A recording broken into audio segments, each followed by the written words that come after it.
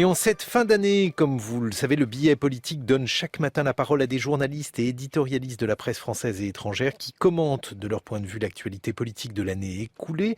C'est au tour ce matin de Juan José Dorado, journaliste espagnol, correspondant à Paris pour le groupe de presse La Région.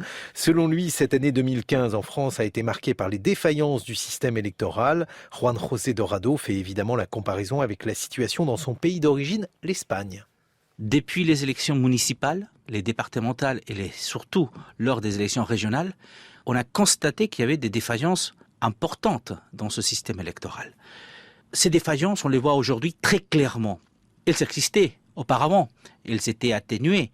Comment est-il possible qu'une partie de la population française n'ait pas droit à une représentation à l'Assemblée, au Sénat, dans les mairies, en équivalence avec ce qu'elle représente en pourcentage de voix? C'est le cas du Front National. Comment est-il possible, effectivement, qu'avec pratiquement 30% de l'électorat, il n'y ait que 2 députés, 2 sénateurs, quelques maires et quelques centaines de conseillers régionaux, mais aucune présidence, par exemple, des conseils régionaux? Après, qui vous dit ça? C'est un Espagnol qui vient d'un pays où nous avons un seul tour et puis un système proportionnel. Tout le contraire de ce qui se passe en France. Et moi, quand on me dit, oui, mais si on passe à un système proportionnel, le pays devient ingouvernable. Alors moi, je leur dis, vous savez, l'Espagne a toujours été gouvernée. Toujours. La Constitution espagnole de 78, et jusqu'aujourd'hui, 40 ans après, il y a eu des gouvernements de droite, des gouvernements de gauche, qui ont gouverné en minorité, mais qui ont gouverné. Et tout ça avec un Parlement où vous retrouvez entre 10 et 15 partis politiques différents. Le système espagnol, par rapport au français, a permis, notamment, le dialogue.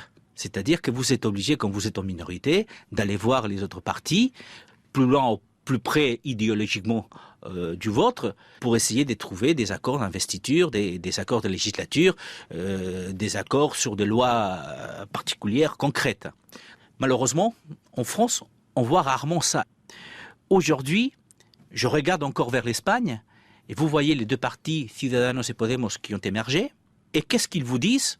Il faut aller encore plus loin dans la proportionnelle. Nous avons une proportionnelle qui est l'équivalent d'une proportionnelle par département en France. Non, maintenant on va aller vers une proportionnelle unique, nationale, pour arriver effectivement à avoir une représentation réelle de ce que les électeurs, de ce que les citoyens veulent avoir au Parlement.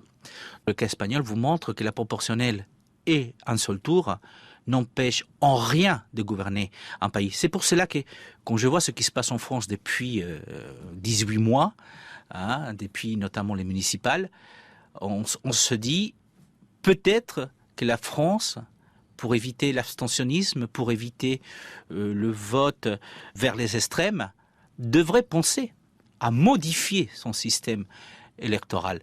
C'est une idée. Allez savoir si ça intéresse les appareils des partis.